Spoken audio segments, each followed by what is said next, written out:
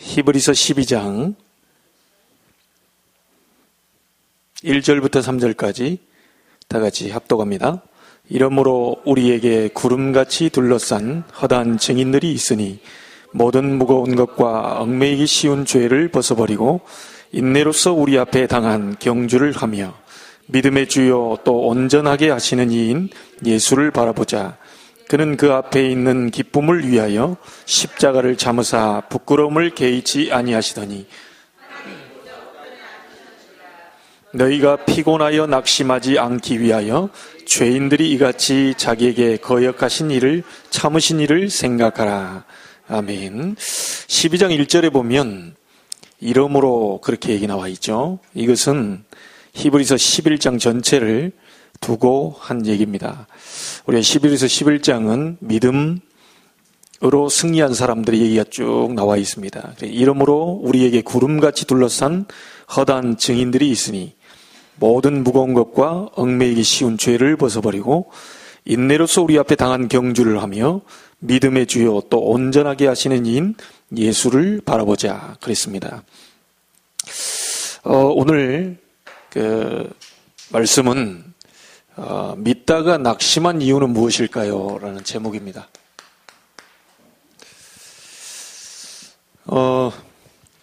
여러분이 이제 기도해 주셔서 그 3월 1일 날 이분들 가서 가정 예배를 드리고요. 보니까 그 남편 되시는 분은 삼성 여기 다니시는 분이고요. 그리고 또 종갓집이시더라고요. 그래서 그날에 가서 이렇게 그 아빠가 있는 줄 알았더니 아빠는 안 계셔요. 그리고 우리 소개해준 장로님과 거기 있는 그 분을 이렇게 만나고요. 예배를 드리고 그 주일날 이렇게 오시기로 그렇게 되어 있습니다. 10시 반에 픽업을 가게 되어 있고요. 이분이 굉장히 걱정이 많다고 자꾸 얘기를 하셔요. 그래서 여러분이 좀 도와주실 것은 뭐냐면 6살짜리 4살짜리 아들이 오는데 첫 아이는 괜찮은데 둘째 아이가 이렇게 막 좀 그런가 봐요. 그래서 또 설교하실 때 자꾸 이렇게 어디 나가고 이렇게 하는 거를 굉장히 신경을 많이 써요. 그래서 그 별로 신경 쓸 거 없습니다 라고 얘기했고요. 여러분이 그런 분들이 왔을 때 이제 교회 안에 들어왔을 때 여러분이 이제 책임을 또 져주셔야 됩니다. 교회 분위기가 어떠냐에 따라서 그분이 이렇게 정착을 하고 못하고가 이제 달려 있겠죠. 오늘 13과를 지금 보고 있는데요. 믿다가 낙심한 이유는 무엇일까요? 이렇게 제목입니다. 여러분 주변에서 이렇게 전도하다 보면 만나다 보면요. 전에 교회를 잘 다녔는데 이렇게 얘기하는 분들이 계셔요. 왕년에 내가 청년회장까지 했다. 예전에 교회를 너무 잘 다녔다. 그랬다는 얘기는 지금은 안 다니고 있다는 얘기겠죠. 이런 분들이 주변에 굉장히 많이 있습니다. 그리고 여러분이 참고하셔야 될 것은요. 이 복음 전하는 이 부분이 어렵지 않은 게 우리 주변에 보면 우리가 관계되어 있는 분들 가운데 이게 교회를 다녀본 분들이 많이 계셔요. 교회를 다녀봤다고 하신 분들이 많이 계십니다. 근데 지금은 안 다니고 계시죠. 왜 그럴까요? 이 부분에 대한 우리가 답을 찾아내는 것이 오늘 메시지입니다. 믿다가 낙심한 이유가 뭡니까 도대체? 예전에는 잘 다녔는데 예전에는 청년부장도 하고 여전도 회장도 하고 이랬던 분이 지금은 안 다녀요. 그럼 왜 그럴까요 도대체? 자, 이런 부분에 대한 우리가 오늘 답을 꼭 찾아야 되겠습니다. 여러분 박정희 대통령이 12년 동안 교회 다닌 사실을 알고 계십니까? 전두환 대통령도 교회 다녔다는 사실 알고 계시나요? 다녔다고 하더라고요. 저도 정확하게는 그분에 대해서 만나본 적이 없지만 박정희 대통령이 12년 동안 교회 다녀봤다는 것은 여러분 아마 들어보셨을 겁니다. 근데 그분의 업적이나 이렇게 보면 교회 다닌 사람 안 같은 행동을 많이 하셨죠. 나중에 전두환 대통령 같은 경우는 그 초등학교 당군 그 신상, 우리의 그 말하자면 조상 알아봐야 된다면서 학교에다 당군 신상 세우려고 그랬어요. 그런데 얼마나 이 기독교에서 반대를 했는지요. 지금도 아마 전두환 대통령이 이해를 못할 겁니다. 그때 여의도 순복음교회를 포함해서 우리 한국에 있는 모든 교회들이요, 그거 놓고요 막 기도를 엄청 했거든요. 기도를 그렇게 했는데 이 전두환 대통령이 이 구술을 하려고요, 우리 한국에 있는 영한 무당들을 불러가지고 구술을 하려고 군 날짜를 딱 잡아놨어요. 구술 이렇게 날짜를 잡아놨는데 그때 때마침 어떤 게 일이 벌어져가지고 굿이 무산됐냐면 완전히 장대비가 막 그날에 굿 하려고 잡아놓은 날에, 그래 교회에서 그걸 막 무너뜨리려고 간절히 기도를 했거든요. 그래 막 장대비가 내리는 바람에 굿이 무산돼 버렸어요. 그런데 이 사람들은 우리 같으면 뭐 비 내려도 할 거 아닙니까? 집회를 어디 안으로 들어가든지. 근데 이 무속인들은 그런 생각을 갖고 있다네요. 이런 날은 절대 굿하면 안 된대요. 이런 날은 그 말하자면 하늘이 노했는지 어쨌는지 그 굿하면 안 된다고. 그래서 굿이 무산돼 버렸다니까요. 그래서 자기들은 모르고 또 전두환 대통령도 잘 모르고 있지만 사실은 교회가 간절히 그날을 놓고요, 말하자면 무너지게 해달라고 기도를 한 거죠. 지금도 이를 갈고 있을 겁니다. 전두환 대통령이 왜 기독교가 기독교를 할 일을 하고 우리가 우리 조상 알아보겠다고 우리 시조를 찾아보겠다고 하는데 그것을 지금까지 방해를 했냐, 이렇게 지금 생각을 하고 있을 거예요. 영적인 걸 도무지 모르기 때문에 그런 거죠. 그걸 했을 때 어떤 일이 벌어지는지 잘 모르는 거죠, 사람들이. 여러분, 전에 교회를 잘 다녔는데 지금 왜 못 다니고 있냐? 전에 신앙생활을 했다고 교회를 열심히 다녔는데 무슨 장까지 다 하고 했던 사람이 지금 왜 안 다니고 있느냐? 여러분, 친척 가운데도 있을 겁니다. 교회를 다녔다가 지금은 안 다니거든요. 이 부분에 대한 답을 여러분이 오늘 좀 확인을 하셔야 되겠습니다. 믿다가 이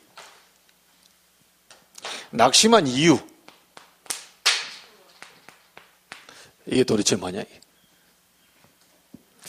여러분 잘 한번 보세요. 믿다가 낙심한 게 아니고요, 원래부터 안 믿었어요. 아니 여전도 회장했는데 그렇단 말입니까? 예, 원래부터 안 믿은 사람입니다. 믿었는데 낙심이 된다? 뭐 그럴 수도 있는데요, 원래부터 안 믿었기 때문에 교회를 안 나오는 거예요. 여러분 좀 안타까워요. 저도 순복음교단 출신이고요. 어렸을 때부터 우리 부모님은 순복음교단의 장로 권사님이시거든요. 한 50년까지는 안 되겠죠. 그 순복음교단 하면 굉장히 큰 교단 아닙니까? 근데 거기에서 여전도회 회장 하던 분이 지금 무속인 하고 있습니다. 그렇게 헌신 봉사하던 분이 지금 무속인 하고 있어요. 여러분 이해됩니까? 엄청난 헌금을 했던 분이에요. 저기 순복음교단에 수십만이 모이는 그곳에 여전도회 회장 하려면 대단한 뭔가가 인맥이 있어야 돼요. 그리고 사람들 어떻게 뭐 휘어잡든 어쨌든 그 사람에게 굉장히 뭔가 있어야 되거든요. 그분이 여전도회 회장을 그렇게 열심히 일하고 봉사도 하고 구제도 하고 뭐 앞장서서 했어요. 그런데 이분이 어느 날 신내림 받고 무속인 돼 있습니다. 이해가 됩니까?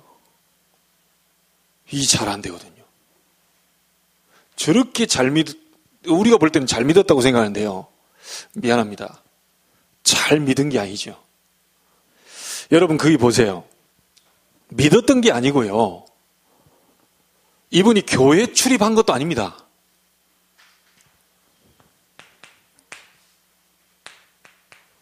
교회당 출입한 거예요.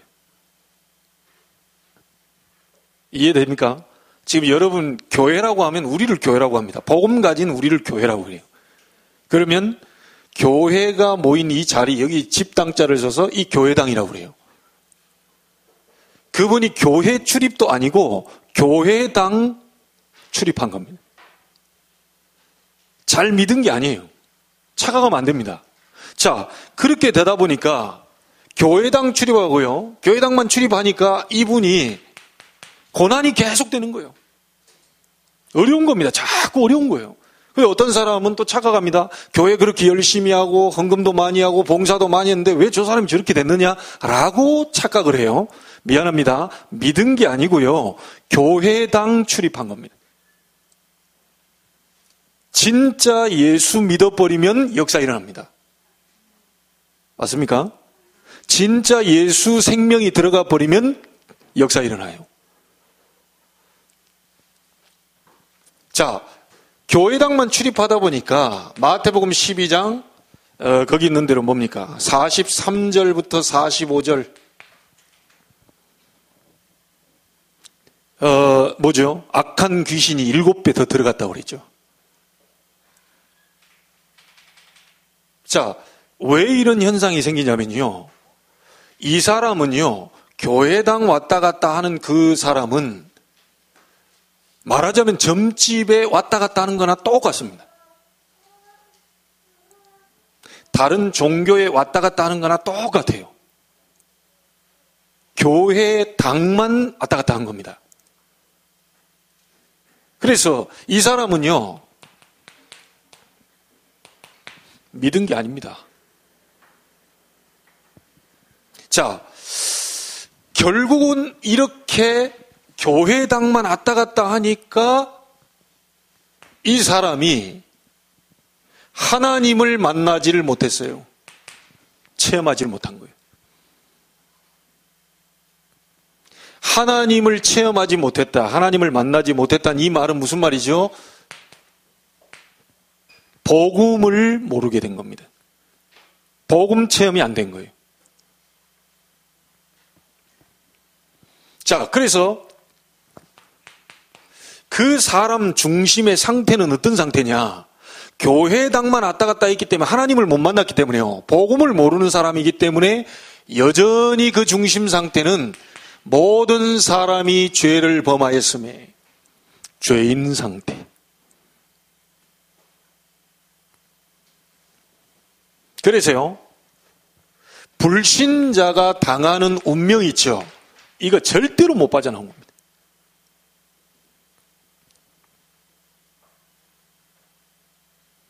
교회 다니면서요, 우리가 볼 땐 잘 믿는다고 하는데 자꾸 낙심한다는 것은요, 정확하게 믿은 게 아니죠. 정확하게 복음을 아는 게 아닙니다. 정확하게 하나님을 어떻게 만났는지 이 체험이 있어야 되는데 그걸 모르는 거예요. 자, 여러분, 열심으로 하나님 만날 수 있습니까? 열심으로 하나님 만나는 게 아니거든요. 여러분, 불교 가보세요. 더 열심히 해요. 여러분, 목욕 안 하고 와도요, 불교인은요, 목욕 재개하고 가서 빕니다. 여러분, 기도하러 갈 때 대충 오잖아요. 그리고 여러분, 예배하러 올 때도요, 그냥 뭐 이렇게 오는 거지. 사실 그런 걸로 따진다면 다른 종교가 훨씬 잘하고 있어요. 너무너무 잘 입고 너무너무 머리 기름 바르고 이렇게 합니다. 지극정성으로 해요. 그거 못 따라갑니다, 우리는. 열심으로 하나님을 만난다? 아닙니다. 절대로 우리는 하나님 만날 수가 없어요. 여러분, 이 자리에서 꼭 이렇게 기억을 하셔야 됩니다. 도대체 그러면 교회에서 말하는 이 복음이 도대체 뭐냐? 간단하게 여러분 한번 하셔야 됩니다. 우리 원래 인간은 창세기 1장 27절에 인간만 하나님의 형상대로 창조됐어요. 그렇죠? 그 인간이 28절에 보니까 인간에게 하나님 모든 복을 다 주신 겁니다. 그래서 원래 인간은 이렇게 하나님과 함께 하도록 되어 있어요. 하나님과 함께하는 인간에게 모든 축복을 다 주셨는데 이 축복을 잃어버린 사건이 생겼죠. 그게 창세기 3장입니다. 모든 사람이 죄를 범하였다. 이 말은요, 원죄 가운데 빠져버린 겁니다. 그래서 어떤 신학자가 이런 말을 합니다. 굉장히 유명한 신학자가 무슨 말을 하냐.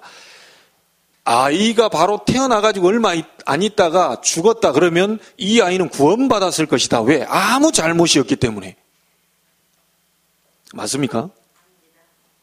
아닙니다. 그 아이에게 뭐가 없냐면요, 태어날 때부터 원죄를 가진 인간으로 태어납니다. 이 문제는 절대로 사람이 해결할 수 없어요. 그 신학자가 얘기한 건 뭐냐? 자범죄를 얘기하는 겁니다. 내가 이게 지은 죄들 있잖아요. 욕한 거, 뭐 남의 물건 훔치는 거, 이런 걸 얘기하는 거예요. 그거 안 지었다는 거예요.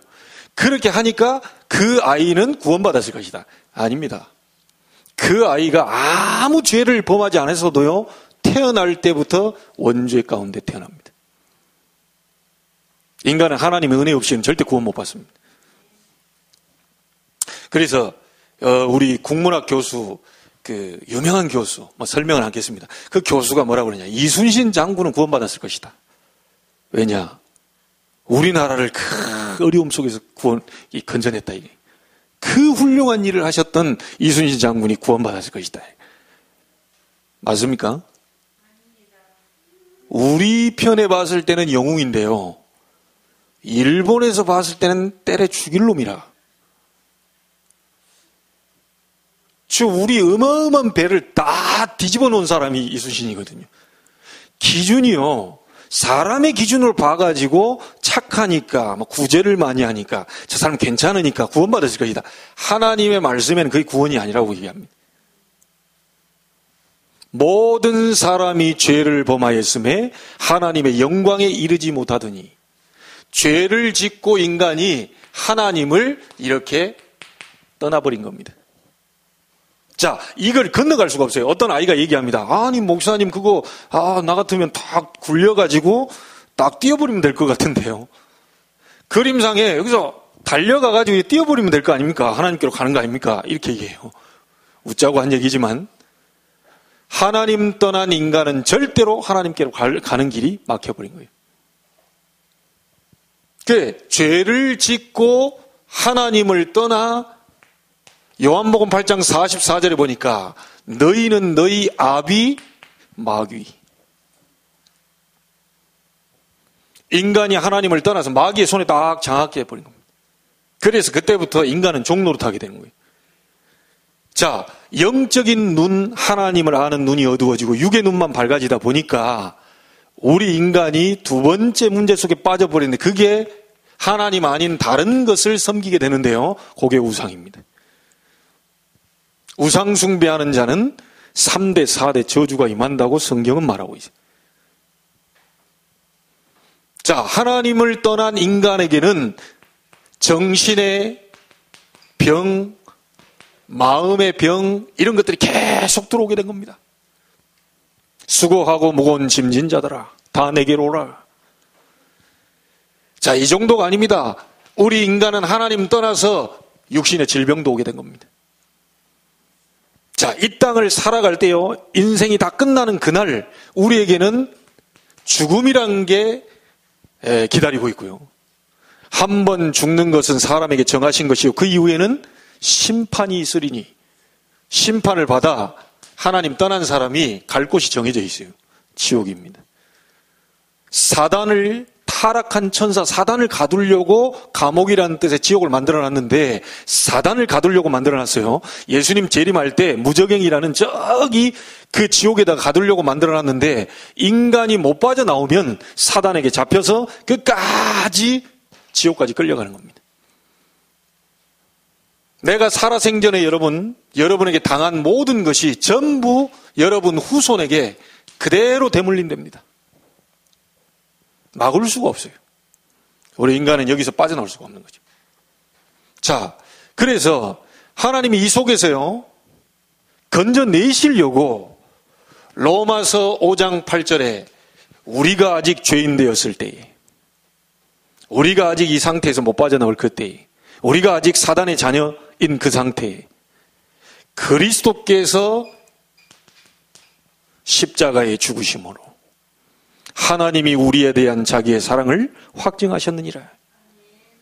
인간은 절대로 노력으로, 선행으로, 그리고 종교로 많은 철학, 과학, 의학 이런 많은 것으로 하나님께로 가보려고 했지만 못 갑니다.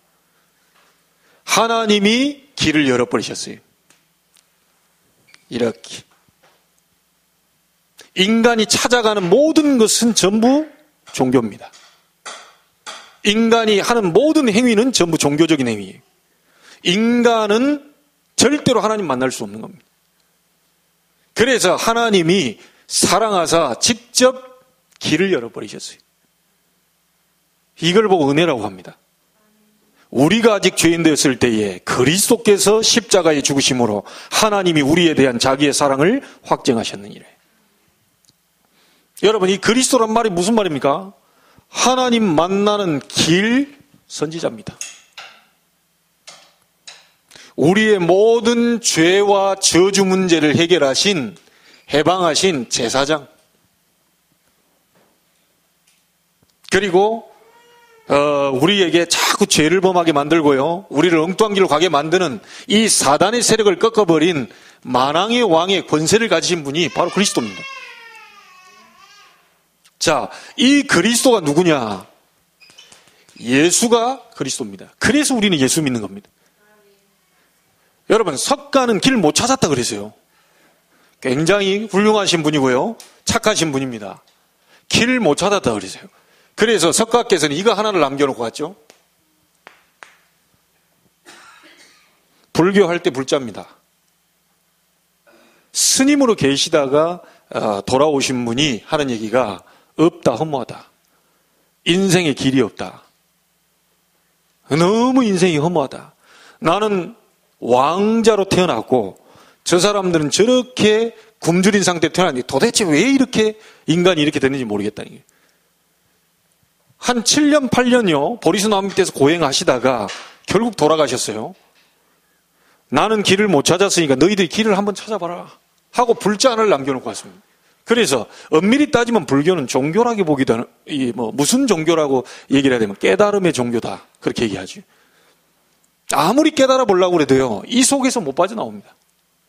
아무리 몸부림쳐도요, 이 속에서 못 빠져나옵니다. 석가께서는 그걸 못 빠져나오면 도대체 이 길이 왜 이런 문제가 왔냐, 인간이 태어나고 병들고 늙고 죽은 다음에 어디 가느냐는 것을 굉장히 고민하다 가셨어요. 소크라테스는 얼마나 착한지 모릅니다. 죽을라 할 때 앞집에 제자 보고 닭 한 마리 잡아먹은 거 닭값 집으로 못했으니까 네가 좀 갚아줘, 그러면서 기가 찬 대답을 했죠. 나는 죽으러 가고 너희는 살러 가지만 누가 행복한지는 신만이 아실 것이다. 그게 소크라테스가 한 말입니다. 인간이 어디서 와서 무엇을 하다가 어디로 가야 될지를 정확하게 안 사람은 아무도 없어요. 성경에만 말하고 있습니다. 인간이 하나님께로부터 와서, 그렇죠? 하나님의 영광을 위하여 살다가 사단 때문에 지금 다 축복 놓쳐버렸잖아요. 그 사단의 세력을 그리스도 이름으로 박살내다가, 그렇죠? 그게 전도요, 선교입니다. 그러다가 인생 모든 사명을 다 마치는 날 하나님 나라로, 우리의 본향으로 다시 가는 겁니다. 여러분, 하루에 여러분 죽는 연습을 지금 하고 계십니다. 아침에 태어나면요, 애가 태어났어요. 아침에 눈을 뜨면 애가 태어났어요. 자, 점심 지나서 쭉 가면 청년의 때가 지나갑니다. 나중에 일 다 하고 돌아오면 피곤해가지고 이렇게 눈이 막 감길라 그러죠. 노년의 때로 갑니다. 그래서 여러분 눈을 딱 해서 이제 감아요. 그게 죽음을 하루 연습하는 중입니다.